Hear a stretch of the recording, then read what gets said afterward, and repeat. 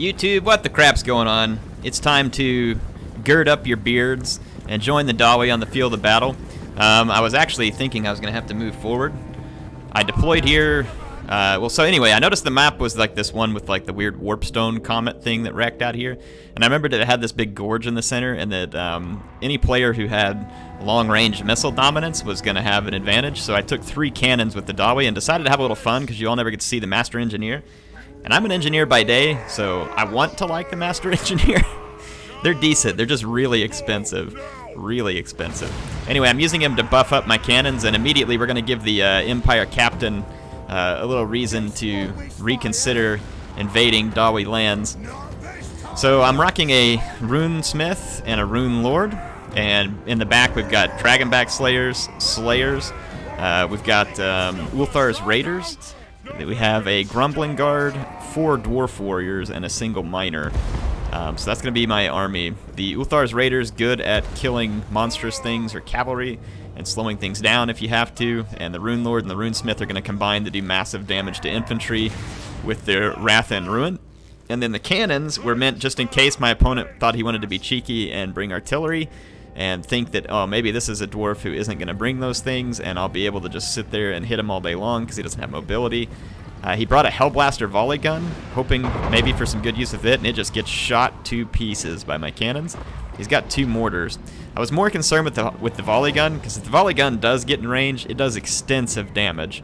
So I targeted the volley gun and got a few of his handgunners at the same time, so it was a great trade. He's got 1 unit of Reiksguard out here that I'm keeping an eye on. And I don't normally like to just deploy up on a hill like this, but my opponent started moving, and I had the ranged advantage, so I was like, you know what, I'm going to keep the defensive position here, and I'm going to let my cannons do their work, otherwise I paid for them in vain. So his great swords, wanting to get engaged with my infantry, because they will do well generally against dwarf infantry, but what they don't do well against is having their entrails knocked out by dwarf cannons, and my cannons right now are being buffed by the Runesmith, so they're getting extra accuracy and reload. You can see that his mortars open fire. I'm going to immediately try and chase the Reiksguard off my flank. His Empire, General of the Empire, sorry, keeps screaming on in. He's got an Empire Captain back here.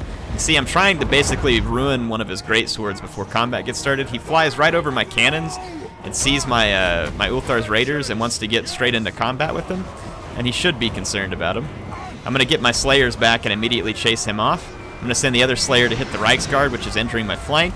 And you can see my cannon has pretty much ruined a greatsword. He gets his handguns on my flank, which is actually a pretty big threat to me. But my guys have shields. They'll be able to take a couple of volleys. We'll be all right.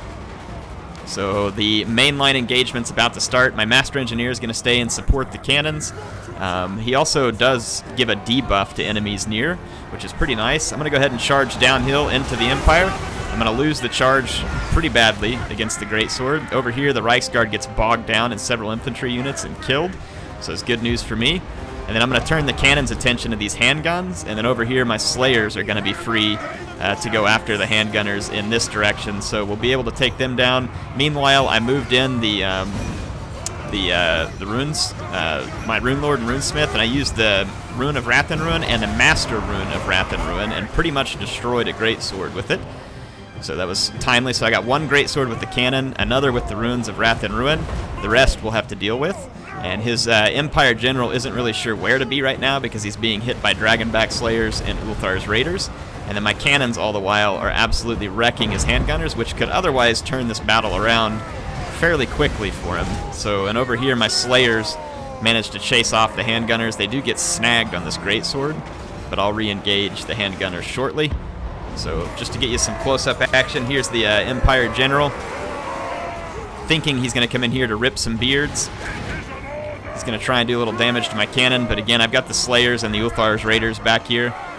So we're going to be able to get down in here and make this Empire General sad that he took this engagement. Over here, the handguns are starting to rout due to the cannon fire, and these handguns are once again being pursued by Slayers who can catch them. The handguns will not be able to run away. So there we go.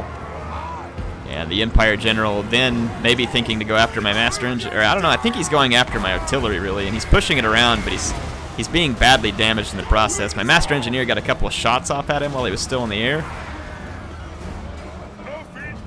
so he's obstructed, though. That's one of the things that kind of sucks about the Master Engineer. It seems like he spends all of his time obstructed. Like, he's so easily obstructed because he's short. I wish Creative Assembly would, in a patch, maybe do a little bit of work on the Master Engineer to make it to where it's easier for him to fire. And that would actually make him a much more viable character, because he really has nice buffs he can give your men. He can give melee attack buffs and debuffs to an enemy, but he's expensive. And since he's like always obstructed, he rarely gets to use his missile weapon. So ended up gaining a Pyrrhic victory there. It was a fun battle. I wanted to do something different. I wanted to do an artillery-heavy dwarves with the Master Engineer, and I don't do that too often. I felt like this map was somewhat conducive to it because of the long range component here. On a closer ranged map that's a little more open, that may not have been the best choice, and it's always a bit of risky business, but in this case it paid off because the Empire had brought a bunch of artillery too that kind of basically just got nullified by the range that I had, and then forced him to attack straight into the face of a Rune Lord and a Runesmith who can pretty much, they can probably take 75% of the health off of an infantry unit. Now the Runesmith's master, or the Rune Lord's master Rune of Wrath and Ruin, takes a long time to recharge. The one that's just from the Runesmith is powerful, but it's not near as powerful, and it recharges faster. So I only got one Master Rune of Wrath and Ruin in. I think I may have gotten a second one right at the very end when he was already going to rout anyway. So in the end, it's, you know, it's strong ability, and some people don't like it, but he doesn't get to use it very often. And you have to also understand that you're taking a lord who deals much less damage to other lords, so his offensive capabilities are limited in order to boost his defensive capabilities. So in this case, I think we did well with the Slayers. We got a lot of kills with them, killed some cavalry, killed some handguns. The Hellblaster volley gun got absolutely shut down. The cannons here picked up enough kills to be very viable, and then we were able to use the rest of our units to mop up the rest. Master Engineer got 8 kills. Not sure how he pulled that off, but I'm proud of him. In any case, I had another dwarf replay here. That one was mine, but I've got one from a viewer here. Called it Grombrindle's Fury. I wanted to see this one. He said it was a grudge match against the Greenskins, so it's like Grombrindle against Greenskins. Sure, why not? And it looks like he's gone crazy on the Regiments of Renown here, so this ought to be interesting. It's actually looking like a pretty solid build from the Greenskins, in my opinion. Flyer to get around the field. I mean, this is up to question, but I don't think it's a bad pick per se. 2 artillery pieces to give dwarf infantry pretty good working over. Now the risk of that is if the dwarf brings their own artillery, yep, like the Goblobber. Yeah, the Goblobber is pretty brutal because of the debuff that it puts on your troops when you get hit by it. So if you see here in a minute, it'll say affected by ability if they actually take a hit, and it can rout your crap really quick. I like this nasty Skulker out there. Orc Boar Chariot. Again, I think this Greenskin army is pretty well put together to go after dwarves. Lots of armor-piercing Black Orcs up front. We've got a Night Gobbo Shaman who can use Itchy Nuisance and stuff to good effect. We've got a Rusty Arrows for tearing off armor. Warlords Loonies here. So, interesting picks. Morgrub's Mangy Marauders are good against armor and could be a potential nuisance here. It's a very small dwarf army, but yeah, again, you can see here then the Goblobber starts to hit its target. Look at that, the leadership of the Hammer of Gork already starting to falter all the way down to 15. So the Goblobber can be quite effective. This Thunderer unit, though, is taking some pretty extensive damage. Over here, marked by Ulthar used, but yeah, the Morgrub's Mangy Marauders are going to be able to get away from that. Looks like the Greenskins kind of beginning their assault. Where'd the War Boss get off to? Oh, wait a minute. Here he's flying way out to the flank, so way out to the flank. Not really sure what that's about. Greenskin player really moving long to the flank. Let's see, so we got Grombrindle supported by a Runesmith up front, Grumbling Guard, Longbeards with great weapons, 2 of those, Ulthar's Raiders here, and then the Peak Gate Guard. The Peak Gate Guard is going to be a target you really don't want getting hit by artillery or the archers. And if I were the Greenskin, it would be the first target for my archers.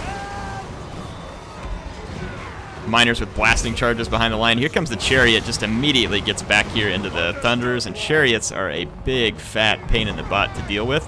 Nice flank shots here, though, from Ulthar's Raider, doing massive damage to the Black Orcs over here. Huge damage, and it's going to take them out of the battlefield very quickly. The Chariot gets some nice kills on the Peak Gate Guard, but looks a little bit stuck now. The Dragonback Slayers are after it. It should be able to get away from these dwarf units if it continues to push its luck. Looks like the Ulthar's Raiders are going to take a beating from the Orc War Boss. He could use some support. The main line for the Dawi, though, is taking a pounding under these Black Orcs. And then over here, the Warlords, Night Goblins, taking out a Longbeards with great weapon. And then we've got the Goblin Big Boss back here in the middle of that. This nasty Skulker is going to be great for the Greenskin player. Gets right into the Ulthar's Raiders. Going to limit their effectiveness. That's a great play by the Greenskin player. However, there's some Slayers headed this way. The Orc War Boss and the Skulkers are not going to like that fight. With low armor, these Skulkers are going to get pretty chewed up by the Slayers, who have pretty solid attack. These archers are going to be a serious problem for the dwarfs. This Peak Gate Guard, you see it's a great unit. It can get kills, but look how much damage it's taken already. And it's just barely even entered combat. And that's going to be a combination of, I believe, Chariot and archers that are getting to work on it. The Orc Chariot is, or the Boar Chariot is routed. But yeah, the Peak Gate Guard, this is why I don't bring it.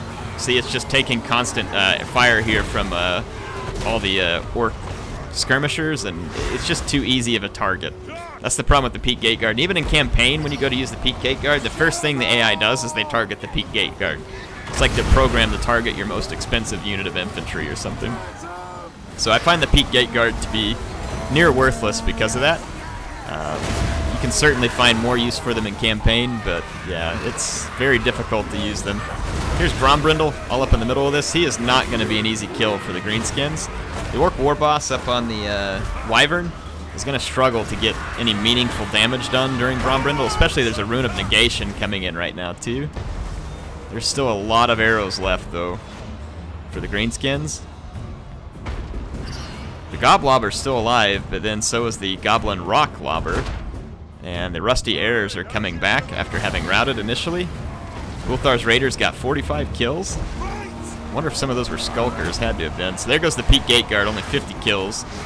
So not super impressive. But like I said, Grombrindle's going to be a serious problem here. The Night Gobbo Shaman's throwing in some good stuff here. Itchy Nuisance.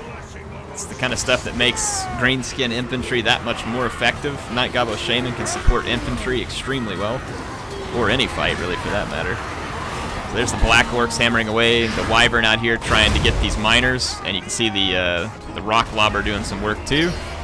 Ulthar's Raiders appears to have regrouped here, but it's maybe got just a smidge of ammo left. We've got the Wah going on for the War Boss, but most of the Greenskin support units are routing, and Grombrindle is not going to really take much. No, these archers were routed by the Goblobber, so huge mistake there for the Greenskins to let the Goblobber kill that archer unit. But the Rusty Arrows is back, and it has a lot of ammo. Has a considerable amount of ammo. The Orc War Boss, though, is getting his face beat in by Grombrindle. So this is one of those times when I think the Greenskins handled very well the dwarf infantry, which was few and very elite, but didn't really keep the tools in the end here to deal with the dwarf heroes, which are probably the larger threat. Now this Morgur's Mangy Marauders is doing some excellent damage to Grombrindle.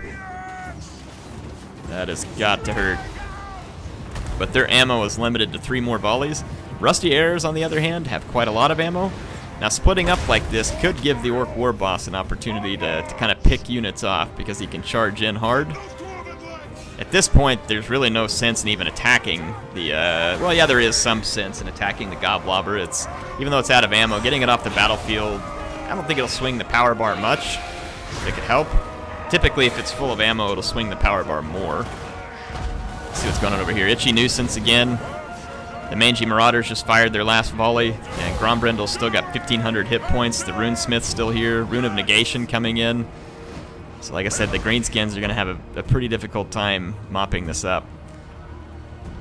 The Rusty Heirs are going to give them their best chance. It pulls armor off of the units that it hits, and it can slowly do quite a bit of damage to Grombrindle, I believe. So yeah, Greenskins might as well just mop this stuff up, make sure it goes off the battlefield, and then see what units are going to come back for him. They've got a few Black Orcs and Warlords boys. There's just a few Dragonback Slayers left. They could actually catch the Rusty Heirs, so the Heirs need to be targeting the Dragonback Slayers at this point. Rune of Wrath and Ruin, though, that's going to do it. The Rusty Heirs let the Runesmith get too close, so they're done. So that was actually pretty clutch by the Runesmith. Grombrindle's 1,300 hit points, 1,400 with the Runesmith. Cycle charging could be a real possibility here because the remaining Orc units are mounted. So for instance, if the Greenskins could manage to rout the last few Slayers and Miners with their support units, they could technically cycle charge the Dawi to death. This Goblin Archer came back from routing, so that's a problem for the Dwarves here. So let's see what happens. The Greenskin player kind of seems to be biding his time, determining how he wants to make the final assault here. Itchy Nuisance, well done. Itchy Nuisance is a fantastic spell. Here comes the final fight. Grombrindle gets hit by the Orc War Boss and Morgrim's Mangy Marauders. The Runesmith, on the other hand, out here fighting. A couple of good hits, though, and Grombrindle could put this War Boss in his place pretty fast. Grombrindle taking some pretty nasty damage, but the Rune of Negation up. And you can see, like I said, a couple of hits, and Grombrindle is right back in this. He does get knocked around a lot. That's one of the challenges for Grombrindle. He's a great melee lord, but the way he gets knocked around can definitely limit his usefulness. Like right there, see how he got knocked around right before he could put a hit in?